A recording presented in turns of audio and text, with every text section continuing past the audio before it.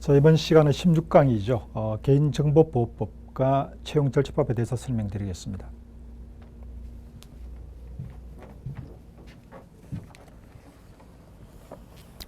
교재 준비해 주시기 바랍니다. 812페이지가 되겠죠. 12장이에요. 12장 보면 개인정보보호법, 이 법은 지금 그 기출문제 횟수를 보시면 0.2개라고 되어 있는데 이 이유가 2020년 이 법 자체가 2020년부터 시험 과목에 들어오다 보니까 딱 지금 한 문제 작년에 나온 적이 있어요. 그렇게 참고하시고요. 근데 이게 또 보면 내용은 꽤 많아요. 아마 여러분이 뒤에 나와 있는 채용절차법은 내용이 얼마 되지 않아서 학습하기가 부담이 덜 할 텐데 이 개인정보보호법은 뭐 내용이 상당히 많은데 하여간 핵심만 언급해 보도록 하겠습니다. 자, 1번 용어 정의를 보시죠. 아무래도 뭐 앞으로 시험 문제가 나온다면, 앞으로 나오겠죠. 나온다면 용어 정의에서 좀 더 많이 나오지 않을까 예상을 해보는데요. 1번 개인정보. 자, 개인정보가 뭐냐는 건데, 자, 1번에 성명, 주민등록번호, 영상 등을 통해서 개인을 알아볼 수 있는 정보. 그 다음에 두 번째, 직접적으로 알아볼 수 없지만 뭐 다른 정보와 결합을 하게 되면 홍길동 이렇게 알아볼 수 있는 것도 개인정보. 뭐 이런 것이 개인정보다라고 하는 걸 참고하시고요. 두 번째, 가명 처리. 우리가 뭐 가명과 나중에 익명 나옵니다만 가명은 말 그대로 가짜 이름을 쓰는 거고, 우리가 흔히 닉네임이라고 하죠, 그죠? 최영우인데 최영우를 다른 말로 뭐라고 쓸까? 뭐 이런 하여간 쓰는 가명. 익명은 아예 그냥 이름을 숨기는 게 익명이고, 가명은 가짜 이름 쓰는 거 닉네임으로 보시면 되겠어요. 자, 그다음 세 번째 처리, 네 번째 정보 주체. 이 정보 주체는 여러분, 이 정보 주체예요. 내 정보, 최영우라고 하는 나이, 주소, 이름, 생년월일, 등 이런 게 이제 제 정보인데 이게 제가 볼 때 정보 주체, 나를 말하는 거예요. 자, 그다음 개인정보 파일. 이 개인정보 파일은 어떤 특정 개인에 대한 여러 개의 정보를 담은 것, 이게 이제 파일이 되겠죠. 자, 그다음 개인정보 처리자. 자, 이런 직원들의 개인정보를 처리하는 어떤 회사, 기관에 보면은 정보 담당자가 있거든요. 이걸 우리가 이제 정보 처리자, 어떤 회사, 법인, 단체를 의미한다라고 보시면 되겠고요. 그 다음에 7번에 공공기관. 자, 이 공공기관은 오른쪽 박스를 보면 우리 흔히 공공기관 하면 정부, 부처나 또 산하기관 등을 의미하는데 여기 보면 꽤 광범위합니다. 자, 1번에 국회 등등의 국가기관을 말하는 거죠. 1번, 2번은 국가기관, 정부기관을 의미하는 것이고, 그 다음 4번은 공공기관, 5번은 일단 지방공기업들 이렇게 보면 될 것 같고요. 6번은 특수법인, 7번은 마지막으로 학교. 우리가 이 개인정보보호법에서 공공기관 하면은 꽤 범위가 넓다. 다음에 문제가 나오면 이렇게 나오겠죠. 다음 중 공공기관에 해당하지 않는 것은 이런 식으로 문제를 낼 가능성이 높다고 봐야 됩니다. 그 다음 6번에 영상정보 처리기기. 우리가 흔히 CCTV 등 이렇게 이해하시면 될 것 같아요. 자, 해서 용어 어떤 걸 의미하는지를 우리가 간단하게 정리해 볼 필요가 있겠고, 두 번째, 개인정보 보호 원칙. 이 개인정보는 어떻게 관리되고 해야 된다. 이런 기본 원칙을 설명하고 있는 것인데, 1번에 보면 1번에 최소한의 개인정보만을 수집해야 한다. 이걸 가로해 놓고 최소 수집 원칙 이렇게 메모하시기 바랍니다. 최소 수집 원칙이에요. 즉 거기 필요한 정보만 수집하면 되는 것이지 기타 불필요한 것도 그냥 이렇게 많이 수집하지 말라, 이런 의미가 되겠고요. 두 번째, 목적 외 용도로 활용해서는 안 된다. 목적 외 사용 금지 원칙. 자, 여러분, 우리가 개인정보 제공 동의서에 사인할 때 보면은 어떤 목적으로 쓸지가 딱 나와 있거든요. 이제 그런 걸 의미한다고 보시면 되겠어요. 그 다음 쭉 내려가서 5번에 보면 개인정보 처리에 관한 사항을 공개해야 한다. 공개. 즉 개인정보 처리 방침 등 이런 것을 정보 주체가 알도록 공개하라. 공개 원칙. 자, 그 다음 6번에 보면은 사생활 침해를 최소화시켜야 한다. 그래서 이건 사생활 보호 원칙. 이렇게 쓸 수 있겠죠. 자, 그 다음 7번에 보면은 개인정보 처리자는 개인정보를 간의 익명 또는 가명으로 처리해야 한다. 이런 것이죠. 아까도 나왔습니다. 익명은 이름을 자체를 숨기는 게 익명이고 가명은 가짜 이름을 쓰는 걸 의미한다고 보시면 되겠어요. 자, 다음 페이지 보시죠. 3번의 정보 주체의 권리, 즉 나의 권리, 여러분의 권리라고 하는 것이죠. 이건 뭐냐? 내 관련된 정보가 어떻게 활용되고 또 어떻게 파기되고 했는가를 제공받을 권리. 여러분 가끔 보면 메일로 뭐 다시 동의하시겠습니까? 또 어떻게 기간이 어떻게 되었습니다. 어디에 활용되었습니다라고 하는 것이 오잖아요. 바로 이런 걸 의미한다고 보시면 되겠어요. 큰 의미는 없고요. 유닛 2에 보시면 1번의 개인정보보호위원회. 자, 이 법이 작년부터 2020년부터 직상 시험 과목에 들어오게 되면서 딱 한 문제 작년에 나왔습니다. 그 한 문제가 여기서 나왔어요. 개인정보보호위원회에서 나왔는데 거기 보면 개인정보보호위원회는 국무총리 소속입니다. 고용노동부가 아니에요. 국무총리고요. 그 다음에 3번에 보면은 위원은 9명의 위원으로 구성하게 되어 있고요. 자, 밑에 6번에 보면은 임기는 3년인데 시험 문제에서 임기는 2년으로 했습니다. 2년. 임기가 3년인데 이제 이게 틀린 거였었죠. 자, 그 다음에 7번에 보면은 겸직 금지 대상이 나와 있는데 거기 보면 국회의원, 그 다음에 공무원 이런 걸 겸직할 수가 없다. 다시 역으로 말하면 공무원이나 국회의원이나 지방의원은 개인정보보호위원회 위원이 될 수가 없다. 이런 의미가 되는 것이죠. 자, 그 다음 8번에도 위원이 될 수 없는 사람이 또 나와 있어요. 대한민국 국민이 아닌 사람, 즉 외국인은 안 되고, 그 다음에 공무원 결격에 해당하는 사람, 그 다음에 정당법에 따른 당원, 특정 정당에 소속되어 있으면 이런 개인정보를 악용할 여지가 있다고 보는 것이죠. 그래서 당원, 이런 사람들은 위원 될 수 없다고 되어 있습니다. 자, 그 다음 오른쪽 페이지에 보면 11번, 오른쪽 페이지 마지막 11번에 보면은 내부 1번의 마지막 11번 제주위원 과반수 출석과 출석위원 과반수 찬성으로 의결한다라고 되어 있는데 이걸 흔히 우리가 이제 보통 의결 정족수라고 해요. 다른 법 어디에서 우리가 흔히 의결 정족수는 기본이 이거예요. 과반수 출석의 과반수 찬성. 이것이 일반적인 의결 정족수라고 보시면 되겠습니다.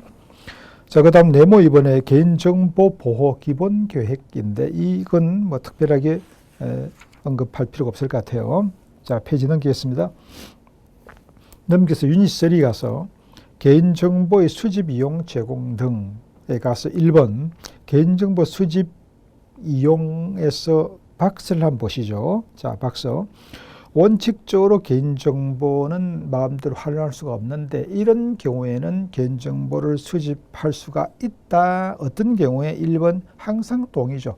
정보 주체, 나의 동의, 여러분의 동의를 받았다면 그건 가능하다 해서 항상 여러분 요즘에 어디 쓸 때, 그죠? 신청서 이런 거 쓸 때 보면 항상 개인정보 활용 동의서를 이렇게 체크하도록 돼 있고, 그죠? 그게 동의 받는 거죠. 그 다음, 밑에 개인정보 수집 제한, 특별한 언급은 없을 것 같습니다.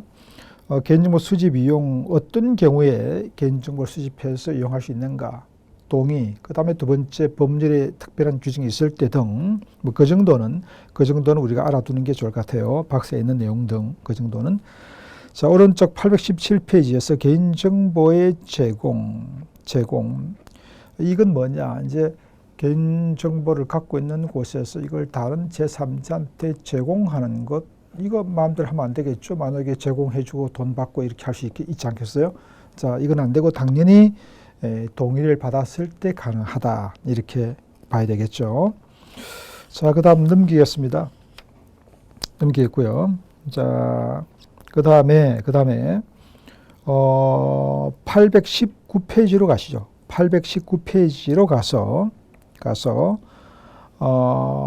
위에 보시면, 위에 동그라미 3번을 보시면 3번의 둘째 줄에 보면 개인정보를 제공받은 날로부터 3개월 이내에 정보 주체에게 알려야 한다. 이건 무슨 말일까요? 위에 박스에 해당될 경우에, 자, 이런 경우에는, 자, 그런 경우에, 일의 사항을 왼쪽 818페이지 밑에 박스에 나와 있는 개인정보 수집, 출처, 처리 목적 등 이런 사항을 서면, 전화, 문자 전송, 전조편 등 정보 주체가 쉽게 알 수 있는 방법으로 개인정보를 제공받은 날로부터 석 달 이내에 정보 주체에게 알려라. 그러니까 이런 걸 활용했다면 정보 주체에 알려야 하는데 몇 달 이내에 3개월 이내에 알려야 한다는 걸 밑줄 치시기 바라겠습니다. 3개월이에요. 자, 그 다음 네모 7번에 보면은 개인정보의 파기입니다. 개인정보를 수집하고 이용했는데 이제 그 목적을 달성했거나 아니면은 보존 기간이 끝났다면 파기해야 되는 거죠. 이 파기하는 것인데, 그러면 이 파기는 언제까지 해야 되는데요? 10살 이내에요? 아니면 뭐 30일 이내에요? 뭐라고 돼 있죠? 지체 없이, 밑줄. 지체 없이 그 개인정보를 파기해야 한다. 지체 없이 가로 넣기 나올 것 같아요. 그럼 여러분 지체 없이는 어떻게 하라는 이야기라고 그랬죠? 총알처럼 뛰어가서 빨리 하라는, 어쨌든 되도록 빨리 하세요. 이런 의미로 이해하시면 됩니다. 자, 넘기시고요. 다음 820페이지에 가서 위에 동그라미 6번을 한번 보시기 바랍니다. 6번에 보면 이 개인정보 처리를 할 때에 뭐 다음에도 일부 나옵니다만 14세라는 기준이 계속 나와요.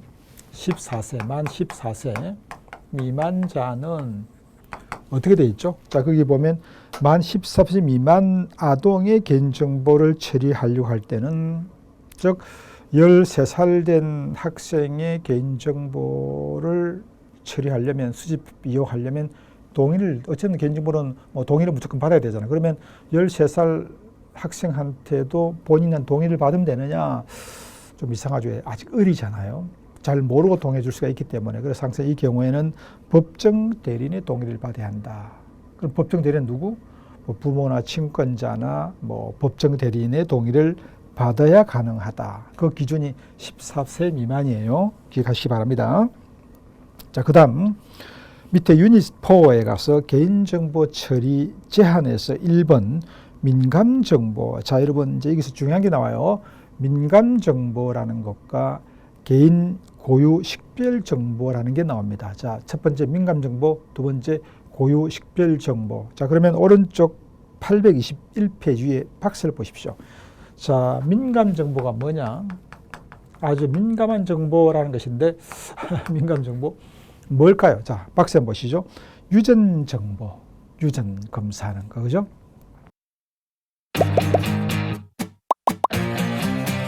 에듀윌 유료 회원만의 특별한 서비스.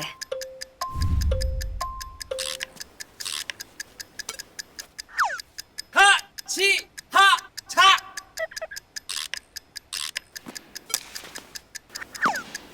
하치하차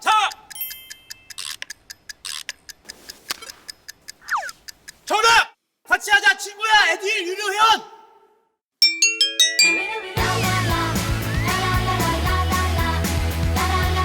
친구 소개하고 현금 받는 혜택. 오직 에듀윌 유료 회원에게만. 에듀윌.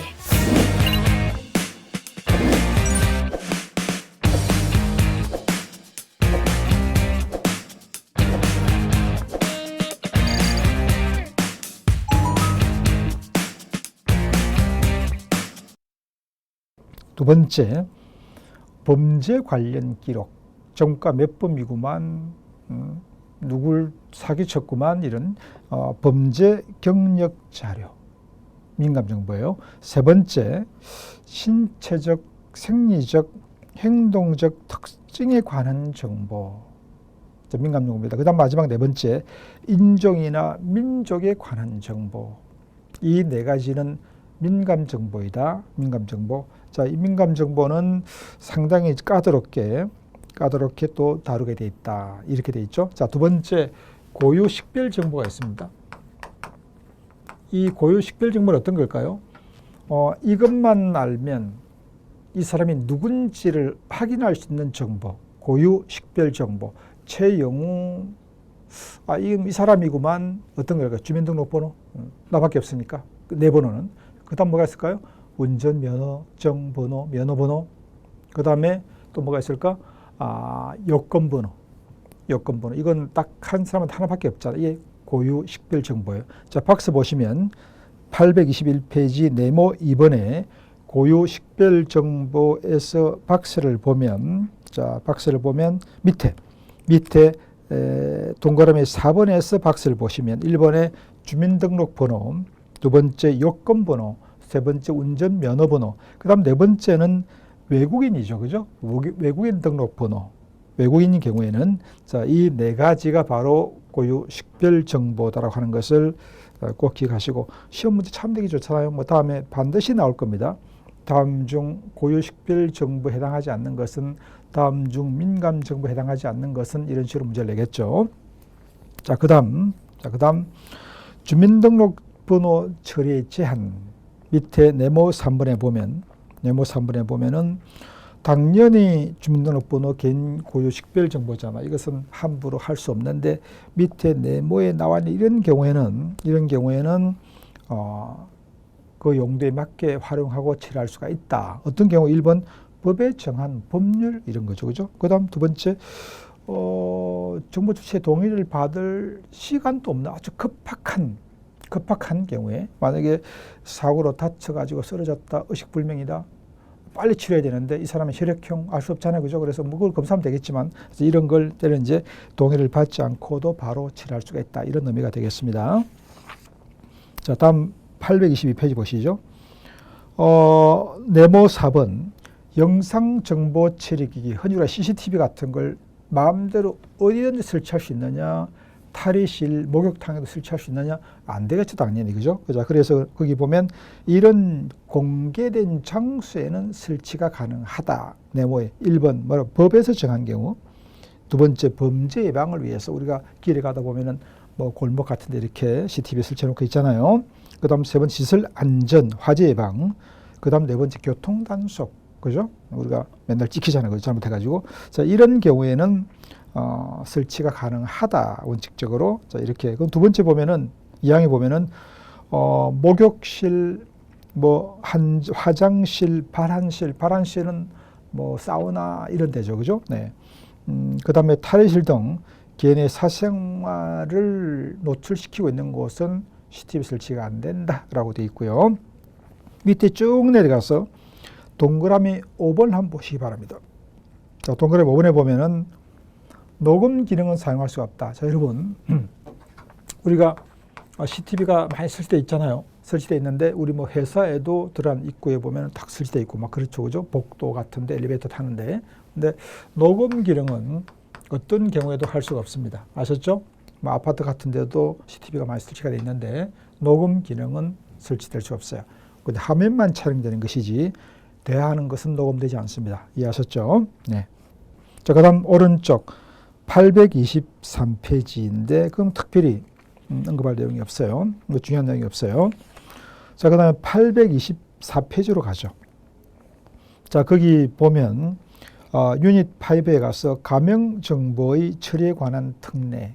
가명정보는 이제 내 이름을 가짜로 쓴 거, 최영훈 대 홍길동 뭐 이런 식으로 썼을 때에 뭐 이 관련된 정보는 동의 없이도 가명 정보를 활용할 수가 있는데, 어떤 경우에는 거기 보면 통계 작성, 과학적 연구, 공익적 기록 보존 등을 위해서는 정보 조치, 즉 나의 동의를 안 받고도 가명 정보는 활용할 수가 있습니다. 왜? 가명 처리되어 있으니까. 이런 의미로 이해할 수 있겠어요. 자, 밑에 동그라미 9번을 보시죠. 동그라미 9번에 보면 특정 개인을 알아보기 위한 목적으로 정보를 처리한 경우 전체 매출액의 100분의 3 이하에 해당하는 금액을 과징금으로 부과할 수 있다. 즉 뭐냐 하면은 개인정보 처리자가, 어떤 회사가 내 정보를 가지고 특정 개인을 알아볼 수 있는 목적으로 이걸 뭐 익명이나 가명 처리하지 않고 목적으로 이 정보를 이용했을 때는 그걸로 인해서 취득한 이익의 100분의 3에 해당되는 금액을 과징금으로 내게 할 수가 있다. 이렇게 되어 있어요. 자, 그다음 쭉 넘겨서 826페이지로 가겠습니다. 826페이지. 그 중간에 나와 있는 것들은 뭐 세세한 내용들 제가 항상 말씀드리지만 이런 걸 다 언제 이거 문제가 한 문제 나올까 말까 한 내용들인데 그걸 다 어떻게 우리가 다 암기할 필요가 있겠어요. 자, 무시하시기 바랍니다. 자, 826페이지 네모 5번 개인정보 보호 인정. 개인정보 보호 인정. 여러분이 이 개인정보보호법의 내용은 알아둘 필요가 있어요. 그냥 상식선에서 한번 읽어보시는데 시험을 위해서라면 다 알 필요는 없다는 걸 말씀드린 겁니다. 자, 5번에 개인정보 보호 인정이에요.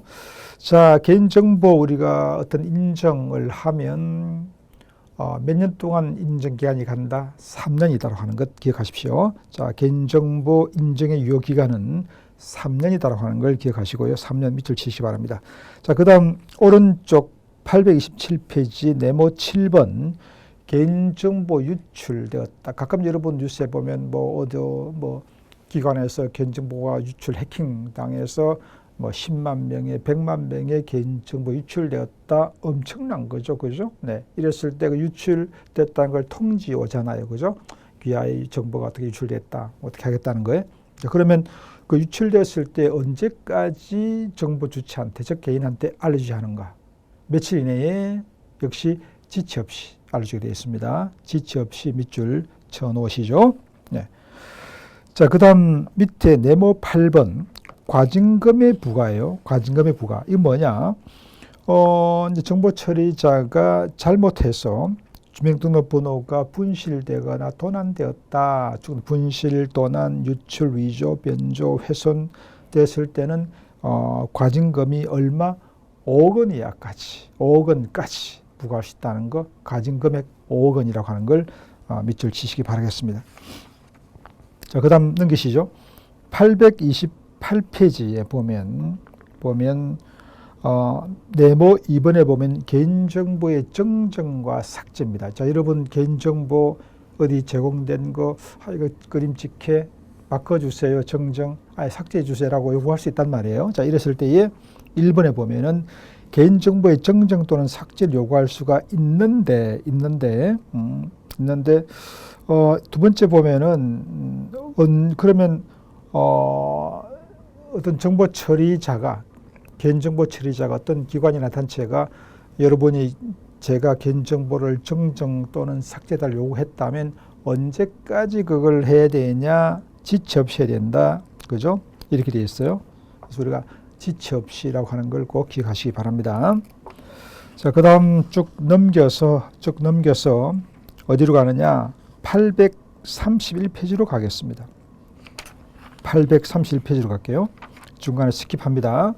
자, 831페이지 위에 유닛 9번에 보면 개인정보 분쟁 조정위원회가 나와요. 개인정보 분쟁 조정위원회인데 1번에 설치 및 조정에서 자, 동그라미 3번에 가보면 위원장은 위원 중에서 공무원이 아닌 사람으로 위촉을 하게 돼 있고 위원장은 그 다음에 임기는 2년 2이어고 1차에 한해서 연임할 수가 있고 자, 그런데 여기서 여러분 하나 뭐가 좀 다른 게 있죠. 자, 이 개인정보보호법이 작년 2020년부터 직상시험감에 들어오고 나서 기출문제 딱 한 문제 나온 적이 있다. 그게 아까 나왔던 개인정보보호위원회에서 위원회 임기는 몇 년? 3년인데 2년으로 나와서 틀렸다 문제가 이렇게 제가 언급한 적이 있는데요. 자, 여기 개인정보분쟁조정위원회 위원회 임기는 2년이에요. 자, 이게 왜 이렇게 그냥 뭐 3년, 대개위원회 임기는 3년이거든요. 허가유기간도 되게 3년이고, 그죠? 근데 뭐 여기는 또 회필 또 2에 2년을 해놨어요. 왜 이렇게 복잡했는지 모르겠어요. 뭐 임기 1년 더 한다고 뭐 문제가 있나? 개인정보 보호위원회 위원회의 임기는 3년. 여기 나와 있는 개인정보 분쟁조정위원회의 임기는 2년 이렇게 차이가 있다는 것을 꼭 기억하시기 바랍니다. 네. 자, 그다음 다음 페이지 넘기시고, 자, 다음 페이지. 그러면 832페이지에 가서 유닛 10에 보면은 개인정보 단체 소송. 이거는 아까 어떤 기관의 개인정보가 10만 명의 정보 유출되었다. 그러면 10만 명이 개인적으로 소송을 하면 힘들잖아요. 그래서 여러 명이 모여서 집단 소송을 할 수 있다. 뭐 이런 의미가 되겠고요. 마지막 기타 11장에 보면 적용의 일부 제외. 자, 이건 뭐냐? 자, 이게 보면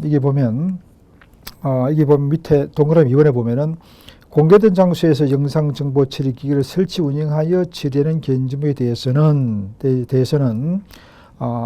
이런 것이 적용되어야 된다. 즉 우리가 공공장소 뭐 거리에 있는 CCTV 이런 거는 이거는 뭐 공개된 장소에서 어떤 범죄 예방이라든가 교통 단속 같은 걸 위해서 활용되는 거기 때문에 이 경우에는 개인정보 뭐 수집 이용 동의 받아야 되고 이런 거 필요 없다. 우리가 뭐 몇만 명이 왔다 갔다 하는데 그렇게 동의받는 자체가 이상하잖아요. 그죠? 공개된 장소에서 이런 경우에는 동의 대상이 아니다. 개인의 동의받을 필요가 없다. 네, 그런 말이 나와 있습니다. 자, 이상으로 개인정보보호법에 대한 설명은 이 정도로 하도록 하겠고요.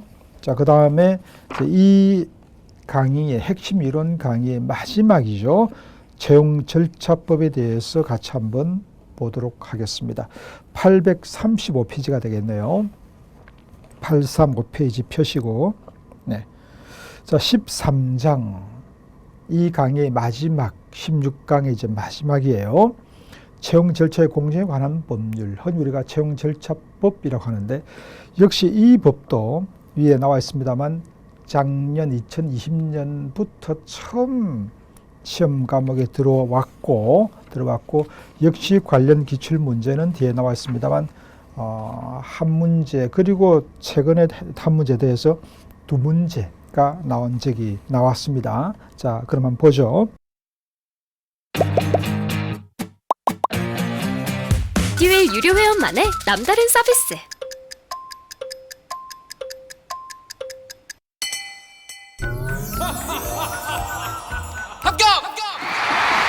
합격하고 돈도 받는 혜택. 오직 에듀윌 유료 회원에게만. 에듀윌. 무료 합격!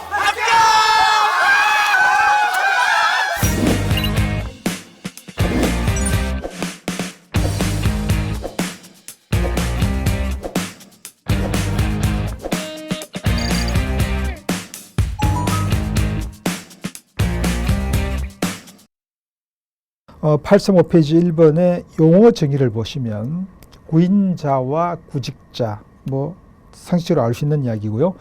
자, 세 번째 보면 기초심사 자료가 나와 있어요.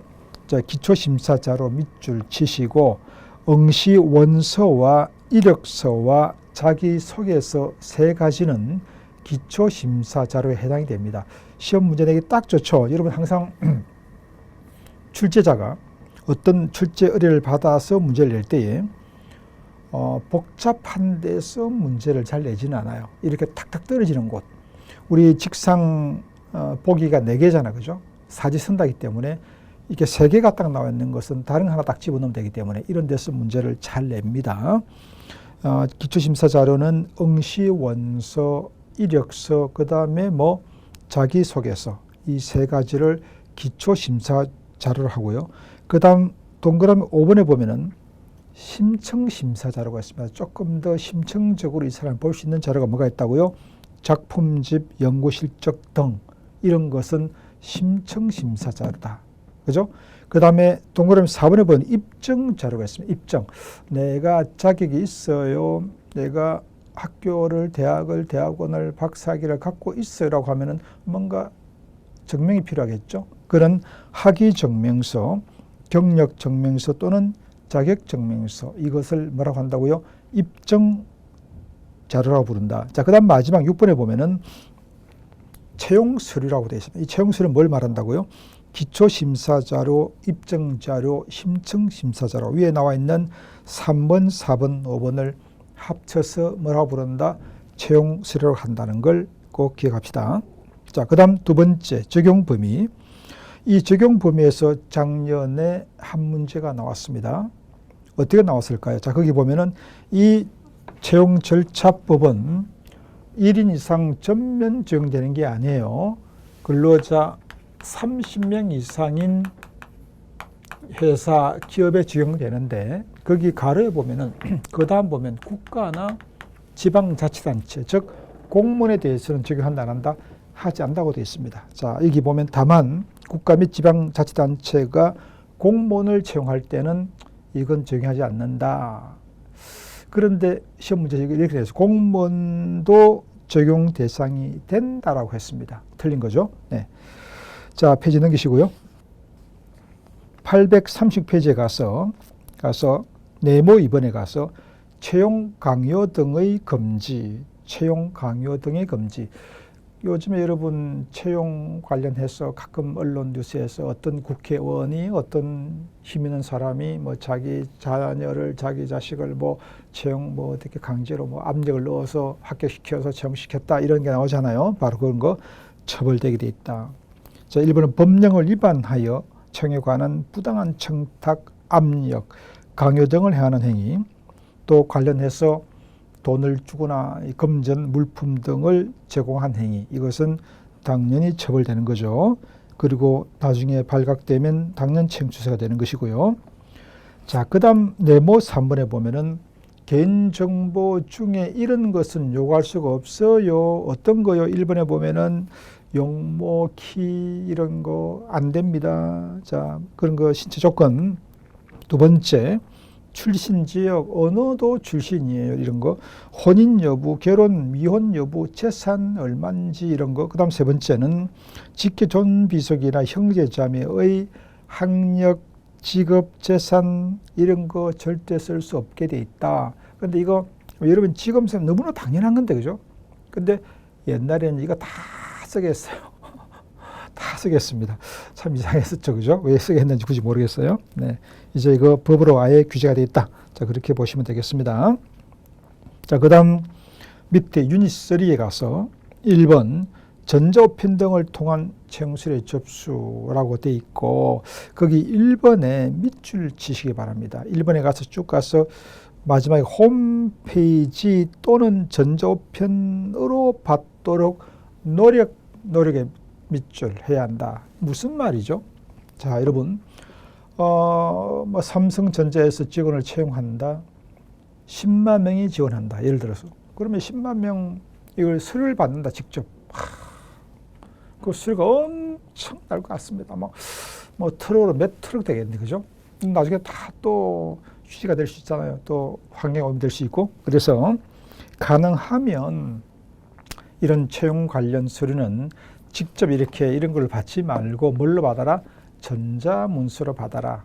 이메일로 소개해서 전자적으로 받으면 보관도 좋고 이런 페이지도 안 생길 거고, 그죠? 수거할 필요도 없고 그렇잖아요. 그래서 그러면 가능한 직접 받아도 되지만 가능하면 전자적 방법으로 홈페이지로 올리게 하거나 아니면 전자우편으로 받도록 노력해야 한다. 가능하면 그렇게 받도록 하십시오 라고 돼 있어요. 시험 문제에서 받도록 해야 한다 아니면 받아야 한다 이렇게 하면 틀린 거죠. 가능하면 그렇게 받도록 하는 게 좋겠습니다. 이런 의미로 이해하시면 되겠어요. 자, 다음 페이지 837페이지 오른쪽에 위에 2번 보시죠. 채용 일정, 채용 과정, 채용 여부의 고지에서 동그라미 2번을 보면은 구인자는 즉 회사는 채용 대상자를 확정한 경우에는 지체 없이 구직자에게 채용여부를 알려야 한다. 지체 없이 밑줄 10살 이내에 10월 이내에 30일 이내 아니에요. 지체 없이 즉 가능한 빨리라고 했죠. 그죠? 알려야 한다. 자, 그 다음 네모 3번에 채용 심사 비용의 부담이에요. 자, 여러분 뭐 경험이 많으실 텐데 회사 입사 수료 지원했는데 얼마 내라 이렇게 하면은 상당히 부담스러울 것 같아요. 네, 그래서 가능한 채용 심사 비용은 부담하게 하지 말라는 것인데, 그런데 부담하게 할 수도 있어요. 원칙자 한번 봅시다. 구인자는, 즉 회사는 채용심사를 목적으로 구직자에게 채용시험에 드는 비용 이외의 어떤 금전적 비용도 부담시키지 못한다. 즉 이 말은 뭐죠? 채용 서류 관련된 비용은 일부 부담하게 할 수 있다. 그런데 채용과 관련 없는 채용 조건으로 얼마 내 이런 식으로 절대 안 되는 거죠. 할 수 없는 것이고. 자, 그 다음 다만 사업장 및 직종의 특수성으로 인해서 불가피한 사정이 있는 경우에는, 자, 첫 번째 불가피한 사정이 있고, 그리고 두 번째 고용노동부 장관의 승인을 받으면 채용심사 비용의 일부를 부담하게 할 수 있다. 그 중에서도 일부를, 전부가 아니에요. 만약에 시험 문제에서 채용심사 비용의 전부를 부담하게 할 수 있다? 틀린 거예요. 어떻게 보면 맞는 것 같은데 일부를 부담하게 할 수 있다. 고용노동부 장관의 승인을 받았다고 하더라도 일부를 부담하게 할 수 있을 뿐이다. 자, 전부가 아닙니다. 자, 그다음 네 번째 채용 서류의 반환이에요. 왜 반환하게 될까요? 떨어졌으니까. 합격되었으면 반환할 이유가 없죠. 떨어졌다 그러면 이제 반환해야 되는 거예요. 근데 이게 이제 전자적 방법으로, 만약 여러분이 어디에 지원을 했는데 메일로 보냈어요. 이거는 반환할 이유가 없어요. 전자적으로 그냥 보관돼 버리고 거기에서 그냥 파기한 것만이 있기 때문에, 뭐 어차피 그걸 다시 메일로 보내준다는 게 의미가 없잖아요. 자, 근데 직접 이렇게 해서 출력해서 문서를 냈을 때는 반환해야 한다. 어떤 경우에 본인이 반환 청구를 하면 구직자가 반환 청구를 한 날로부터 10살 이내에, 10살, 이건 지체 없이가 아니에요. 10살 이내에 서류를 보내야 하는데, 어떻게 보내? 직접 가서 전달해 줘야 되는 거예요? 아니면 어디 갖다 놓고 찾아가라고 하면 되는 거예요? 아니, 어떻게? 전자 우편, 아니, 그 밑에 나와 있습니다만, 그 동그라미 2번에 나와 있어요. 우편법에 따른 특수 취급 우편물로, 특수 송달이라고 있습니다. 이걸로 해서 보내줘라. 등기 같은 거죠. 이걸로 보내주게 되어 있는 거예요. 그냥 보내면 안 된다. 이런 말입니다. 자, 그 다음 쭉 밑에 내려가서 동그라미 7번 한번 보시죠. 7번. 6번부터 보겠습니다. 구인자는 반환 청구 기간이 지난 경우에는, 자, 근로자가 반환해 달라고 하면 언제까지 10살 이내에 반환해 줘야 되고, 근데 만약에 뭐 그런 반환해 달라고 없으면 영원히 보관 필요 없고 안 되고요. 파기해야 돼. 파기. 그래서 채용 서류를 파기해야 한다 돼 있고요. 7번에 보면은 반환에 소용되는 비용은 원칙적으로 구인자가 부담하는데, 반환 등기로 보내면 그 등기 비용을 원칙적으로 구인자가, 즉 회사가 부담해라. 그런데 다만 예외적으로 특수 취급 우편물로 송달하는 경우에 드는 비용에 대해서는 수신자 부담으로 할 수는 있겠다, 이 말이에요. 네. 대개는 회사가 부담하겠죠. 네, 그 다음 페이지 838페이지 마지막 기타를 보겠습니다. 기타. 자, 기타에서 네모 2번을 한번 보시죠. 입증 자료와 심청 심사 자료 제출 제한인데, 자, 여기 뭐라고 되어 있나요? 서류 심사 합격한 구직자에 한정하여 입증 자료, 심청 심사 자료를 제출하게 해라, 노력해라. 참 또 재밌는 말이네요. 아까 우리가 기초 자료, 채용 서류 중에서 기초 자료와 또 입증 자료와 심청 심사 자료가 있었잖아요. 그죠? 자, 여러분, 여기서 무슨 말이냐면은, 이 입증 자료와 심청 심사 자료, 심청 심사 자료는 뭐 논문 같은 거, 그 다음에 입증 자료는 학위 증명서, 논문 자격 증명서 등, 이런 것은 처음부터 제출하게 하지 말고, 왜냐하면은 처음부터 제출, 뭐 논문 막 몇 배 되고 이럴 텐데, 이걸 좀 제출 받았는데 떨어졌어? 돌려줘야 되잖아요. 그러니까 어떻게 하라고요? 처음에는 기초 자료만 제출을 받고, 그리고 문서 서류 제출된 게 합격이 되면, 그러면 그 다음 입증 자료, 심청 심사 자료 제출하게 하는 게 좋지 않겠니? 만약에 사람이 1차에서 떨어져 버리면 그 다음 자료 필요 없잖아요. 근데 처음부터 제출하게 되면 또 반환해야 되고 하니까 번거로우니까 그렇게 하지 말라. 그렇게 안 했으면 좋겠다. 그래서 거기 보니까 제출하게 하도록 노력해라. 가능한 그렇게 했으면 좋겠어요. 라고 하는 거 꼭 기억하시기 바랍니다. 자, 그 다음 밑에 네 번째 과태료가 나와 있는데, 과태료. 자, 우리 시험 문제 보면 가끔 뭐 벌금 대상인 것은, 벌금 대상이 아닌 것은, 과태료 대상인 것은, 이런 걸 묻는 문제가 나오는데, 정말 이런 문제는 정말 더티한 문제죠. 제가 볼 땐. 여러분을 그냥 괴롭히는 문제. 아니, 누가 이런 것까지 다 암기를 하겠습니까? 이건 바보짓이죠. 그런데 시험 문제가 가끔 그렇게 내요. 가끔 내요. 자, 이 과태료 관련 문제가 작년에 한 문제가 나왔습니다. 여기에서 다음 중 그 박스 보시죠. 500만 원 이하의 과태료 대상이 아닌 것은 딱 3개 떨어지잖아요.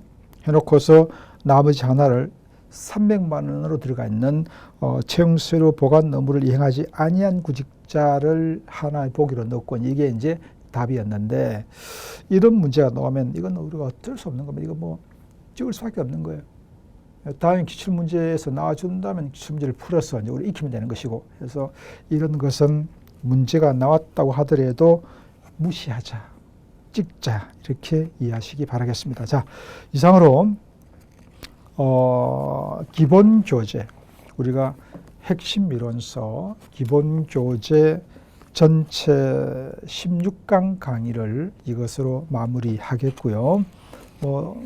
이미 다 말씀드렸습니다만 핵심 이론 강의는 16강, 기출문제 풀이는 4강, 그 다음에 별도로 핵심 이론을 요약해서 요점 강의를 따로 3회에 걸쳐서 하고 있는 거니까 여러분 충분히 활용했으면 좋겠습니다. 이상으로 핵심 이론 강의를 마무리하겠습니다. 그동안 수고 많았습니다.